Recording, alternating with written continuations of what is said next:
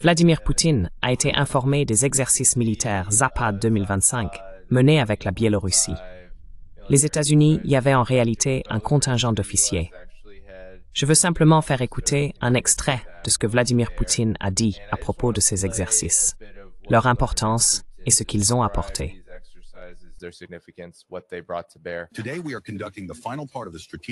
Aujourd'hui, nous menons la phase finale de l'exercice stratégique Zapad 2025.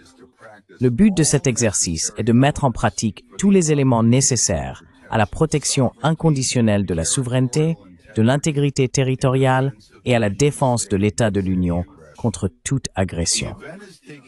L'événement se déroule sur 41 terrains d'entraînement, avec la participation de 100 000 militaires et l'engagement d'environ 10 000 systèmes d'armes et équipements. Tout cela correspond à du matériel moderne utilisé dans des opérations de combat réelles. Et les plans de l'exercice s'appuient sur l'expérience acquise lors de l'opération militaire spéciale.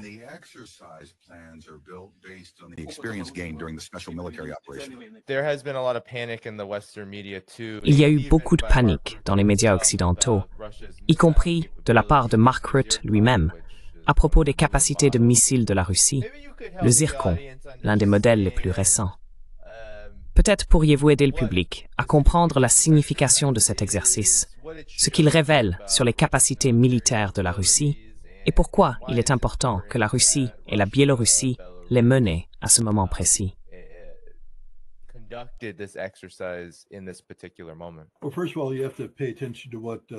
Eh bien, tout d'abord, il faut prêter attention à ce que Poutine a dit.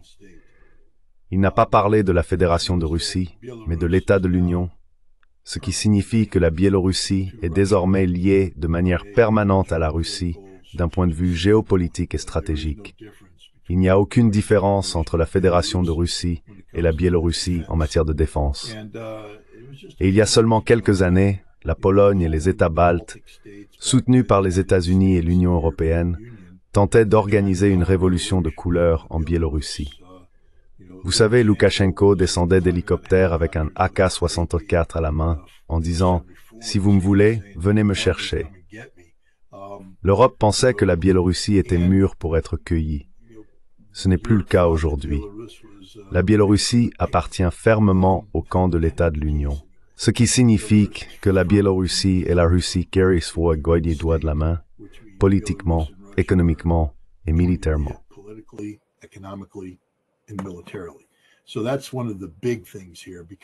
C'est donc l'un des points essentiels ici, car, vous savez, la Biélorussie offre des avantages militaires cruciaux à la Russie dans tout conflit potentiel avec l'OTAN.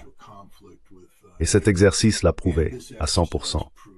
L'un des éléments marquants de cet exercice n'a pas seulement été le tir du missile Zircon par la Russie, mais aussi la démonstration par la Biélorussie de ses capacités Oreshnik. L'Oreshnik, bien sûr, est le missile de portée intermédiaire que la Russie a tiré le 21 novembre de l'année dernière. Pour la première fois de l'histoire, un missile de portée intermédiaire tiré en situation de combat.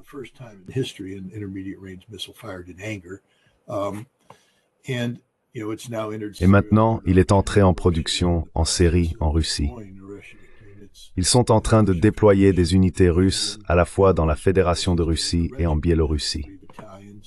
La Biélorussie reçoit un régiment, soit 3 bataillons, et chaque bataillon dispose de 3 lanceurs. L'Europe a donc été avertie qu'il n'y a aucune différence entre la Russie et la Biélorussie. Vous savez, cela doit faire comprendre aux planificateurs de l'OTAN que, dans tout futur conflit avec la Russie, la Biélorussie en fera automatiquement partie. L'armée biélorusse est désormais étroitement liée. Il ne s'agit pas d'attendre que la Russie envoie des forces en Biélorussie pour attaquer le corridor de Suwałki ou quoi que ce soit de ce genre. Elles sont déjà là. Un groupement de forces est en place.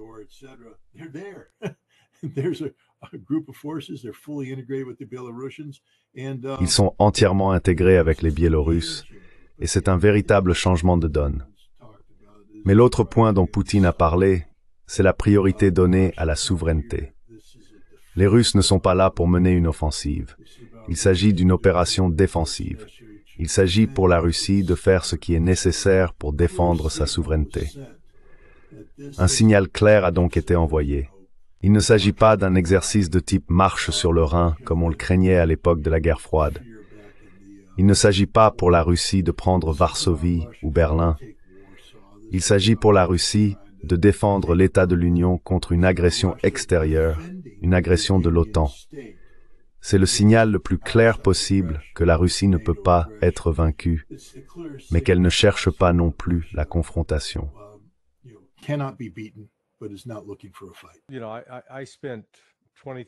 Vous savez, j'ai passé 23 ans à concevoir des exercices militaires pour le GSOC et le SOCOM. Ils étaient à une échelle bien plus réduite, mais les mêmes principes s'appliquent. Le but de ce type d'exercice est essentiellement de s'assurer que la communication entre différentes unités, et dans ce cas, non seulement entre différentes unités, mais aussi entre différents pays, soit efficace. Qu'ils puissent se parler, transmettre des ordres dans les deux sens et agir réellement ensemble. C'est donc une sorte de répétition générale pour vérifier que, si quelque chose de réel se produit, ils puissent effectivement exécuter les missions pour lesquelles ils s'entraînent. J'ai également fait un court passage à la CIA dans les opérations clandestines, qui relevaient des opérations d'information.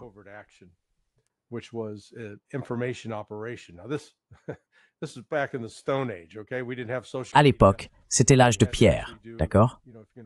Nous n'avions pas les réseaux sociaux. Si vous vouliez diffuser une vidéo, il fallait vraiment se procurer un caméscope ou une sorte d'appareil photo officiel avec une pellicule Kodak pour la tourner. La parole écrite se trouvait dans les journaux et les magazines. Mais nous étions capables d'y insérer des histoires et de créer des récits. Et ces récits avaient un objectif très précis: façonner l'opinion publique. Eh bien, aujourd'hui, on voit la même chose, mais décuplée. L'autre jour encore, on a vu Keith Kellogg affirmer que « Oh, la Russie perd, l'Ukraine gagne ». Ce serait presque drôle si cela n'impliquait pas la mort de dizaines de milliers d'Ukrainiens chaque mois.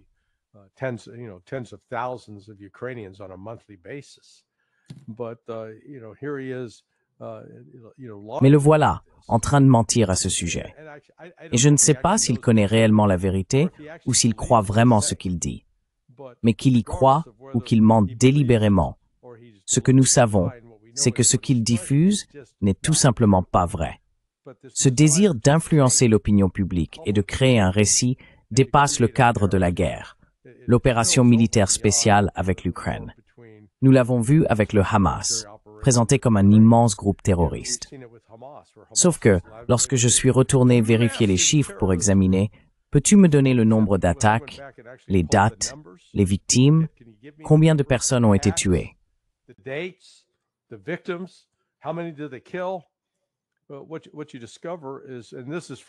Ce que vous découvrez, et cela provient de la base de données du ministère israélien des Affaires étrangères, c'est que sur une période de 25 ans, le Hamas a été impliqué aux côtés d'autres groupes palestiniens. Ce n'était pas seulement le Hamas. Les Palestiniens, y compris le Front populaire de libération de la Palestine, le Djihad islamique et d'autres. Il y a environ 16 groupes différents. Au cours de cette période de 25 ans, 1527 Israéliens ont été tués. Maintenant, je ne cherche pas à minimiser la perte de 1527 vies, mais cela s'est produit sur une période de 25 ans. Ce n'est pas exactement ce qu'on appellerait tuer 3000 personnes le 11 septembre. Ce n'est même pas comparable. Et pourtant, les médias continuent de propager ce mensonge, selon lequel le Hamas serait une organisation terroriste irrécupérable.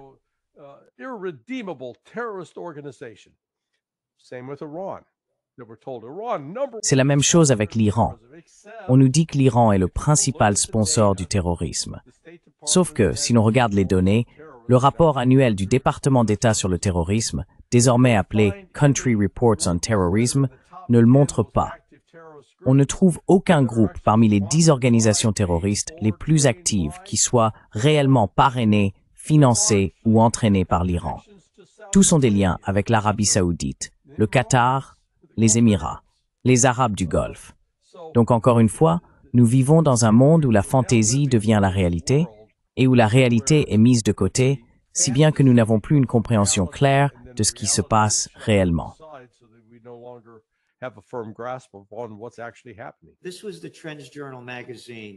C'était dans le magazine Trend Journal au printemps 2014. Tu vois comme ce type a l'air heureux. Il s'agit du renversement par les États-Unis du gouvernement démocratiquement élu de Viktor Yanukovych, un sujet dont plus personne ne parle aujourd'hui, nulle part. L'article a été écrit par le Dr Paul Craig Roberts, ancien secrétaire adjoint au Trésor sous Ronald Reagan.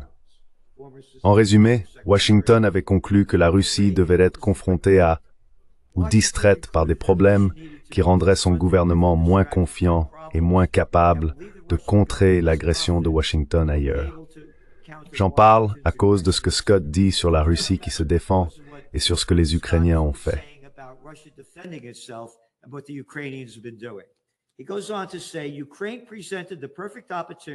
Il poursuit en disant que l'Ukraine a offert à Washington l'occasion idéale de faire avancer son agenda hégémonique. Dans un discours au National Press Club en décembre dernier, le 13 décembre 2019, la secrétaire d'État adjointe Victoria Nuland s'est vantée que Washington avait investi 5 milliards de dollars dans des organisations non gouvernementales en Ukraine, dans le but, je cite, d'enseigner la démocratie. Ainsi, les gens n'ont aucune idée de la manière dont les États-Unis ont renversé ce gouvernement. Et c'est la même Victoria Nuland, d'ailleurs, qui, lorsque la guerre en Ukraine a commencé, c'était le 30 mars 2022 dans Current Times, a déclaré que la Russie subit des pertes crédibles en Ukraine et que malheureusement, les Russes n'ont pas encore pleinement compris à quel point l'armée ukrainienne est coriace. C'était la sous-secrétaire d'État américaine Victoria Nuland dans une interview accordée à Current Times le 29 mars. Très bien.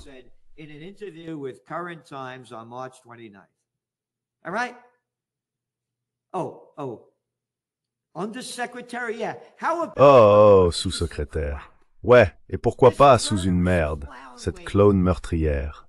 Encore une fois, elle continue.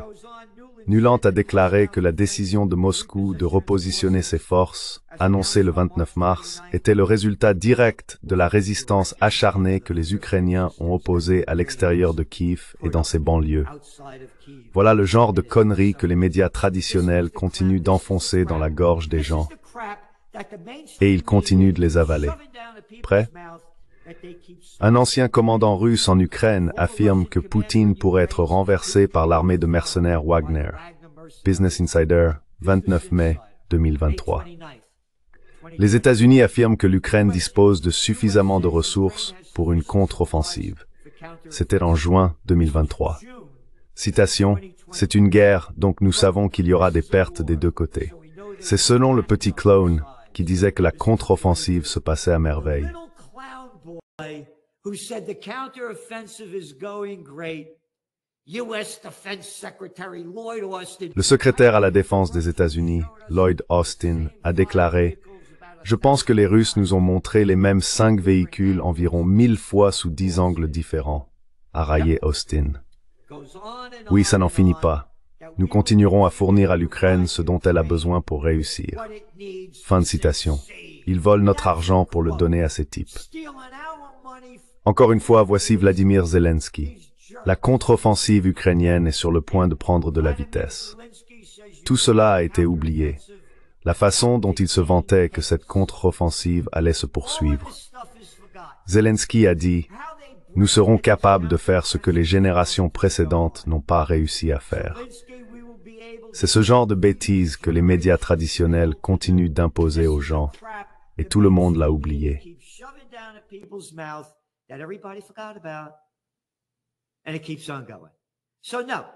Et ça continue encore et encore.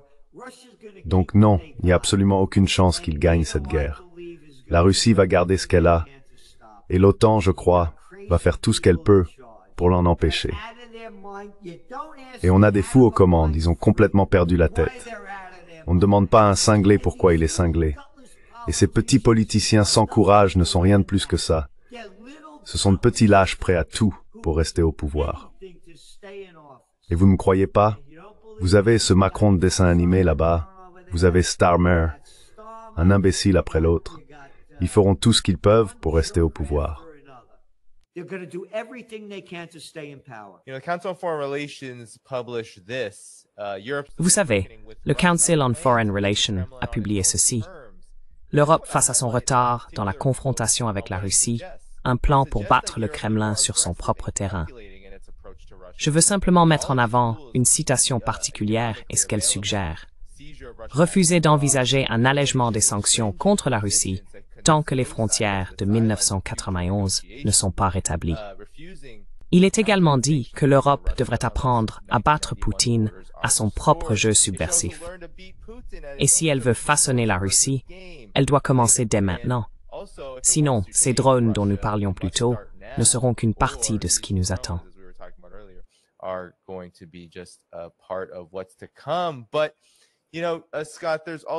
Mais tu sais, Scott, il y a aussi une réalité ici sur laquelle j'aimerais avoir ton avis.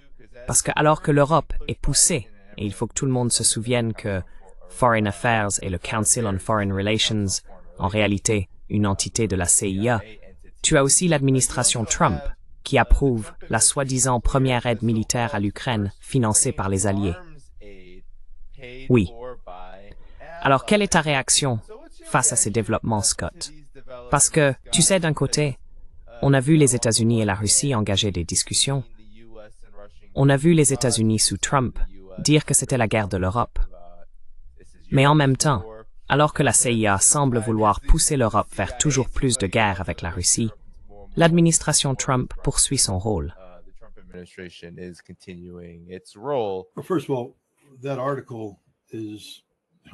Tout d'abord, cet article est intéressant. Il faut reconnaître qu'il a été écrit par une bande de russophobes vivant dans un monde imaginaire. Si la CIA était venue me voir en 2021 pour me demander quelle serait la meilleure ligne de conduite vis-à-vis de la Russie, j'aurais dit qu'il fallait maintenir l'Occident pleinement engagé à l'intérieur de la Russie. Vous voyez, à cette époque, la Russie n'avait pas d'opposition viable, mais elle avait une opposition politique. Navalny en était le chef. Et vous savez, il y avait des centaines de milliers d'opposants politiques actifs à Vladimir Poutine et des millions de personnes qui étaient des opposants passifs. L'influence économique de l'Occident s'était insinuée dans environ 30, peut-être près de 40% de l'économie russe.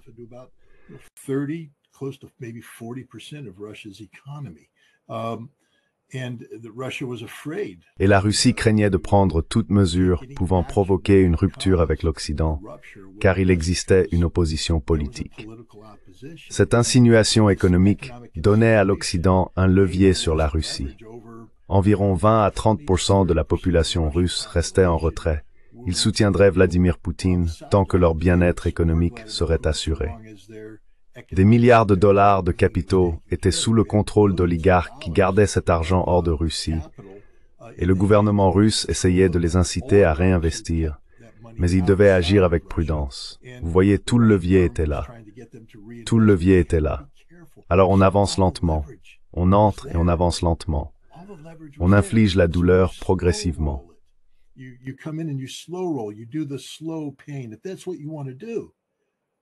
Si c'est ce que vous voulez faire. Mais au lieu de cela, ils sont allés jusqu'au bout. Ils ont fait le divorce. Aucune de ces conditions n'existe plus. Il n'y a plus d'opposition à Vladimir Poutine en Russie aujourd'hui. Ils ont tous fui. Souvenez-vous de ces centaines de milliers de Russes qui tentaient d'échapper à la mobilisation et de partir après la guerre. Ils ont tous fui vers la Géorgie, le Kazakhstan, l'Europe, partout. Ils sont partis. Ceux qui sont restés soutiennent Vladimir Poutine envers et contre tout. Il y a eu ce divorce brutal. La Russie a reconfiguré son économie pour la rendre à l'épreuve des sanctions. C'est pourquoi la Russie bâille chaque fois qu'on mentionne des sanctions. Il n'y a plus aucun levier de sanctions sur l'économie russe aujourd'hui. Zéro.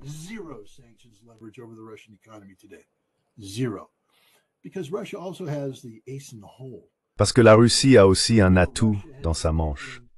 Vous savez, en ce moment, la Russie a encore une économie qui fonctionne selon des principes capitalistes. Ils ont un marché boursier, ils parlent de taux d'intérêt et de toutes ces choses dont nous parlons aussi ici, en Occident. La Russie s'inquiète des taux d'inflation et de tout cela. Mais si nécessaire, la Russie peut jouer la carte de la mobilisation économique. Elle peut passer en mode Joseph Staline et effectuer cette transition vers une économie contrôlée par l'État que l'Occident ne peut pas réaliser. La Russie peut le faire du jour au lendemain, car presque toutes les grandes entreprises russes sont aujourd'hui des sociétés par action dans lesquelles le gouvernement détient une part importante. Ils peuvent simplement les reprendre instantanément. Tous ces oligarques et tout cet argent disparu. Et ceux qui sont restés en Russie doivent réinvestir cet argent dans le pays.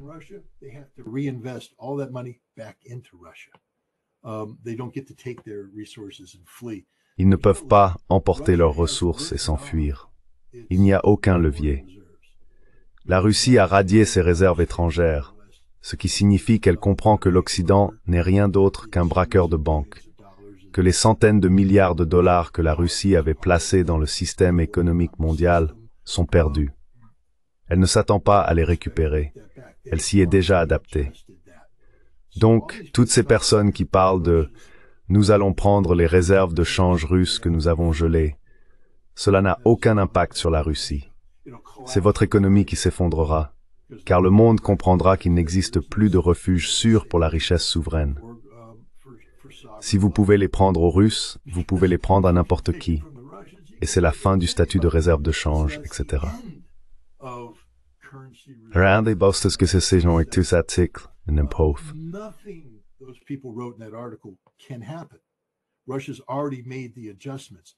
La Russie a déjà fait les ajustements nécessaires. C'est simplement le monde imaginaire dans lequel ces gens vivent, parce qu'ils ont maintenant compris que les décisions qu'ils ont prises en 2021 et 2022, déclarer une guerre économique à la Russie, s'engager dans ce conflit par procuration avec l'OTAN, ils les ont perdues. Et maintenant, ils essayent désespérément de revenir à la seule chose qu'ils connaissent.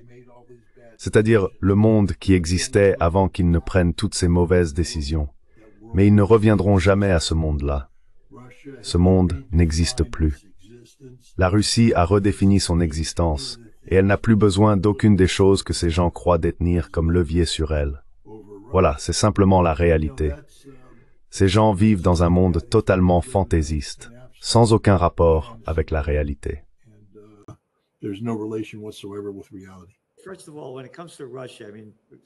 Tout d'abord, en ce qui concerne la Russie, je veux dire, Scott Ritter connaît la Russie de fond en comble, d'une manière dont 99,99% des gens n'ont aucune idée.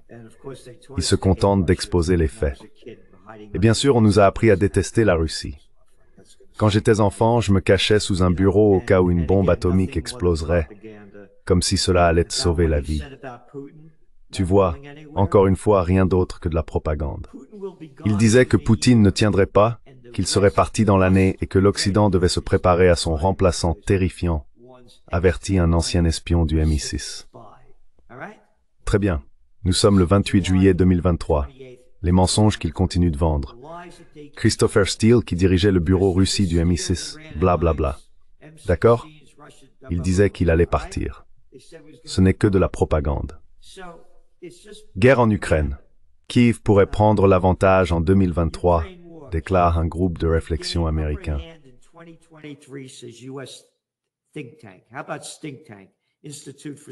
Et que diriez-vous de réservoir de puanteur, l'Institut pour l'étude de la guerre? Donc, ce que dit Scott, c'est que vous ne battrez pas les Russes ici. Le Trends Journal a dit que lorsque Biden a imposé des sanctions à la Russie, je cite, « Poutine va en payer le prix. » Et toutes ces entreprises ont quitté la Russie. Nous avons dit que c'était stupide. La Russie a tout ce qu'il lui faut pour être autosuffisante, technologiquement, scientifiquement, culturellement, militairement et ainsi de suite. Elle n'a pas besoin de ces entreprises. Elle est encore plus autosuffisante.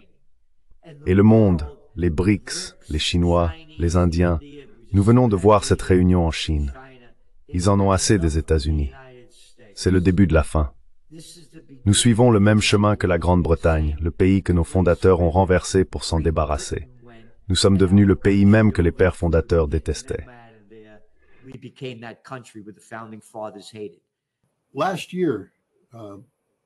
L'année dernière, Gérald et moi, enfin, J'ai aidé Gérald à organiser ce rassemblement. Et pour ceux qui pensent que ce n'est qu'un autre rassemblement pour la paix, l'année dernière, nous avons annoncé l'opération Aube, une initiative pour empêcher une guerre nucléaire. Danny, tu es au courant car tu nous as aidés à New York. Nous avons empêché une guerre nucléaire, mesdames et messieurs. Ce projet a empêché une guerre nucléaire. Ce qui a commencé l'année dernière lors du rassemblement de Gerald à Kingston est la raison pour laquelle vous êtes en vie aujourd'hui. Parce que si nous ne l'avions pas fait, si nous n'avions pas mené cette opération, il y aurait eu, selon la CIA, plus de 50% de chances qu'une guerre nucléaire éclate entre la Russie et les États-Unis avant la fin de l'année.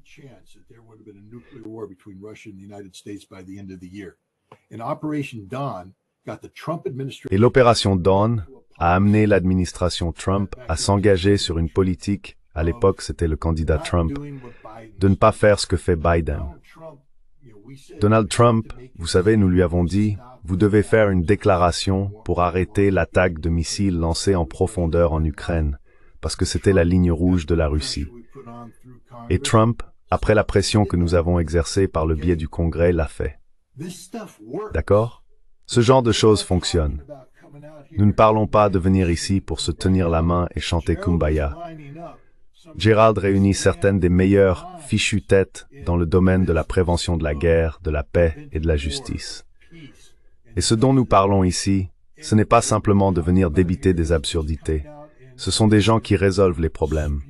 Des personnes qui vont résoudre les problèmes auxquels le monde est confronté aujourd'hui.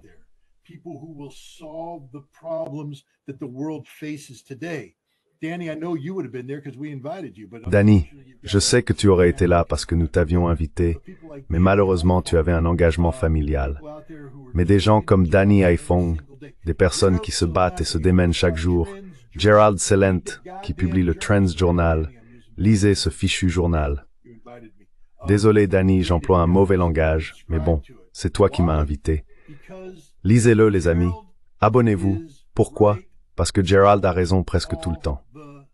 Il vous donne les informations dont vous avez besoin pour comprendre la direction que prend le monde, d'où le concept du Trend Journal.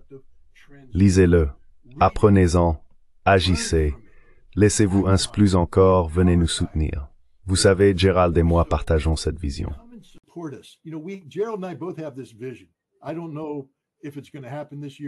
Je ne sais pas si cela va se produire cette année ou non. Mais bon sang, Gerald, fermons Kingston. Remplissons Kingston de gens qui disent « nous n'allons plus le supporter ». Il y a un génocide en cours en ce moment à Gaza. L'Amérique y contribue. Des tireurs d'élite israéliens viennent d'admettre qu'ils tirent sur des enfants, 50 par jour, qu'ils leur tirent dans la tête pour le crime d'essayer d'obtenir de l'eau, d'essayer d'obtenir de la nourriture. 50 fichus enfants par jour, payés avec l'argent de nos impôts. Ils font exploser des bâtiments, ils commettent un génocide ethnique, ils les massacrent. C'est nous qui faisons cela, mesdames et messieurs. Êtes-vous en colère? Allez-vous encore le supporter? Ou allez-vous venir nous rejoindre à Kingston? Fermez cette foutue ville, fermez l'autoroute, fermez la ville, fermez le pays, parce que c'est ce qu'il faudra. Allons-y, Gerald, je te soutiens à 100%. Mon pote.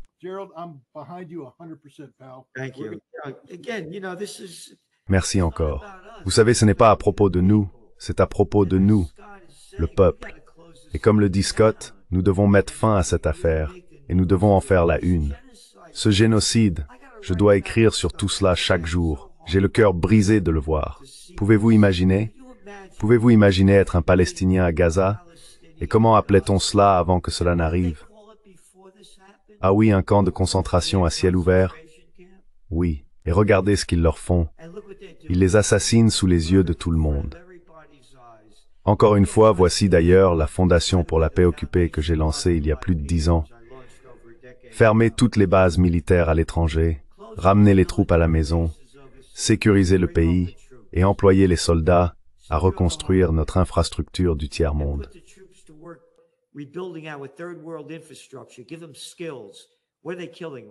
Donnez-leur des compétences. Pourquoi tue-t-il? Que dit-on? Environ 20 suicides par jour parmi les anciens militaires. Relevez votre esprit. Et une autre chose, vous voulez partir en guerre? que le peuple vote. Scott parlait d'être en Suisse. Ah, la démocratie directe. Quoi? La Suisse n'a pas été en guerre depuis quoi? 1856 ou quelque chose comme ça. Oui, que le peuple vote. J'ai ces petits clones, le petit Mike Johnson, le petit gars, le petit crétin, le petit Lindsey Graham. Ils ne pourraient pas se battre pour sortir d'un sac en papier, même si on en faisait un assez grand. Ce sont eux qui nous disent quoi faire. Voilà ce qu'est Occupy Peace. Et nous devons nous unir pour cela. Car si nous ne nous unissons pas, ce sera l'enfer sur terre. Nous avons des fous furieux dans un pays près de chez vous, et ils se moquent complètement de nous. Ils ne se soucient que d'eux-mêmes. And they could care less about us. They only care about themselves.